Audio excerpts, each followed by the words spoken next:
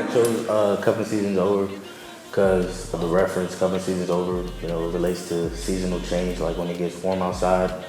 Normally everyone says it's time for cuffin season to be over. You can let go of, you know, certain people in your life, different things like that. On the project, I normally make like conscious music, but I got out of my comfort zone and I try to, you know, have more fun and not really think so much when it comes to creativity, and I have more fun. So it's kind of like me letting go of my old sound. Everyone's been through, you know, tough relationships where they were like, all right, forget it, I'm done, you know, being vulnerable, and I'm just gonna be a savage.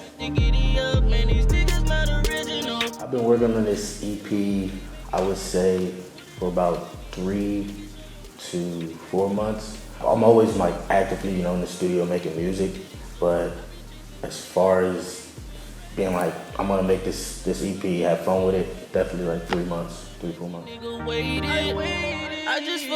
The meaning behind the artwork, like if you really look close at it, you see like I'm handcuffed to a bed. My heart is ripped out of me, and there's like a woman jumping out of the window with my heart in her hand. If you look at the other window, there's 2 women kind of ongoing, like just looking, and that's more of just referencing that like I got my heart broken, and it's like, okay, this person can take it, and then there's always gonna be, you know, other people willing to, ready to either put, you know, their 2 cents on it. They might be enjoying it, you know, kind of like a karma effect, or they might be waiting for her to leave to come stitch you back up, you know what I'm saying? Phoenix Walters, the name actually, like my cousin, my older cousin, Joe, he used to always like just call himself Phoenix like as a joke, and I always liked it. So one day I was like, all right, I kind of want to have like an alter ego, so I named it Phoenix. And then Walters came to me one time in my dream, just like randomly. Someone was like, yo, Phoenix Walters. And I woke up and I was like, yo, I'm digging it. So I just ran with it. And then like my government name is Sheldon King. And I always wanted to like separate the brands. Like I want to use that to be an actor. So I kind of was on my Childish Gambino. I was born in Gaithersburg, Maryland. Yeah, just a Maryland boy for real. I mean, I like to claim Maryland itself, just because like the DMV is mostly known for DC, but like I feel like Maryland itself hasn't really until recently had an established sound. And even now it's like a trap sound that I feel personally is like came from still DC. I feel like it's time for Maryland to make some noise, and then for us to not kind of be carried on the back of DC, Virginia. And it's like, it's no disrespect to DC or Virginia, it's all love, we're still all close. But I think it's time for like Maryland and like all the like talented artists that we have out here, you know, to finally get their shine. Life full of decisions, tunnel vision, how I see it now. What I think of the DMV music scene as a whole is I think like there's talent everywhere. I do feel like there's a lack of people wanting to come together, and like I feel like people are like very threatened by each other out here, and they feel like, oh, if this person pops off, I may not get my opportunity to pop off.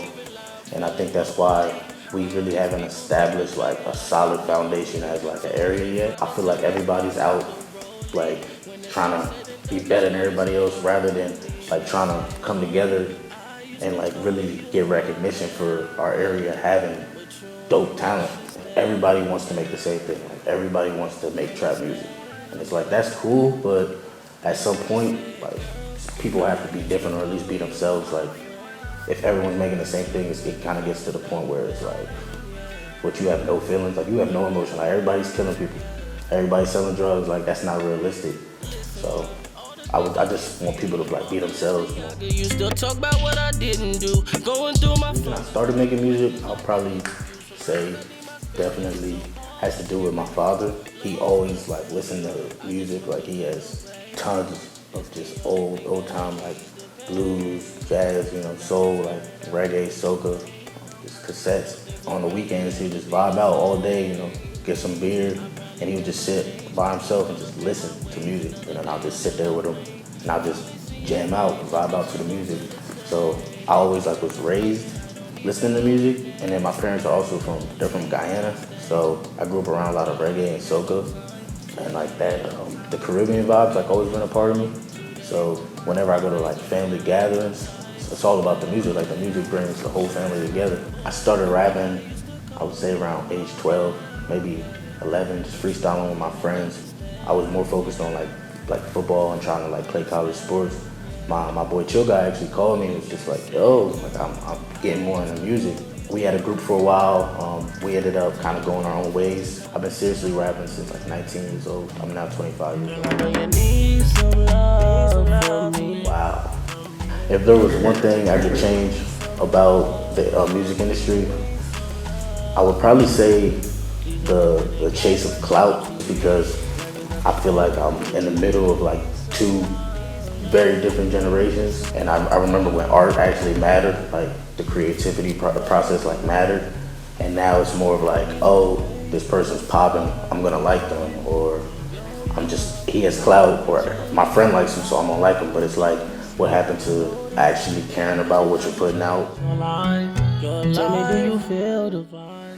As far as like the different sounds, concepts that are on the project, I would say as far as hip hop goes and like alternative hip hop, I think I touched every avenue, at least that I'm capable of. Like there's a song on there for every type of listener. Like if you like rap, you like that real 90s hip hop, I feel like I have a song in there for you. If you just like listening to some ignorance, have fun, get drunk, I got a couple tracks on there for you. If you like listening to some real emotion about relationships, love, pain, I got some of that on there for you too. So I try to touch a little bit of everything on the project, and that's what I mean when I say that I got out of my comfort zone. I just try to be like, all right, let me get everything that I can do on here and just put it all in like one EP and just see, how do people feel about it, listeners, the fans feel about it. There's no way that like someone can only make one type of music, because no person is like that. Like there's no way that you're feeling that emotion every single day. Like everybody wakes up every day feeling different. So you shouldn't try to constrict yourself to one sound. Like if you're trying to grow and get better, you should, try to dabble into other genres, because there's so many other genres. And then most of the time, people were just so indulged in the genre that they were like showed as a kid. Like I grew up listening to hip hop and R&B and like a lot of soul, so I'm naturally gonna like gravitate to that.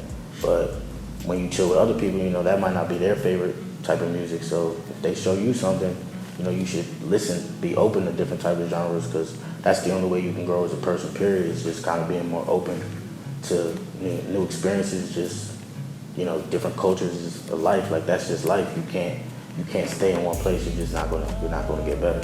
The reason I felt like I needed to push myself like out of my comfort zone, I would say just because like when you're comfortable in anything, like any aspect of life, you're not growing, like you're not getting better. So I kind of was just like, instead of me, hating on a certain sound, or like, why is the music like this?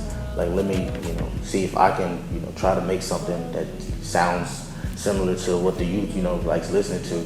And I feel like it made me grow as an artist, because sometimes you should like not take yourself too seriously. And I made music, like I started making music as a way to like, get my pain out, express myself, my feelings.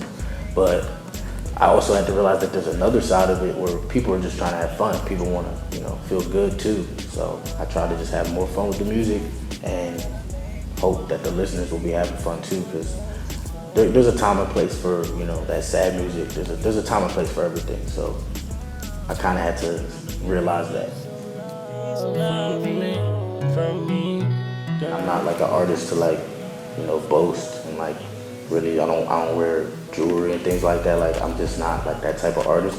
So I'm hoping that this project can just, I could finally make a name in the DMV area and really, start to get some respect just on the side of being like, okay, this is what he brings to the table. Like he's a dope artist. Like maybe we should, keep an eye on him, you know what I'm saying? Because I do feel like I'm competing with some of the best talent in the area. The EP, Cuffin Season's Over, is going to be available on all streaming platforms. Cuffin Season's Over will be available mid-July. That's when I plan on releasing it, so be on the lookout for that. Baby, don't act surprised.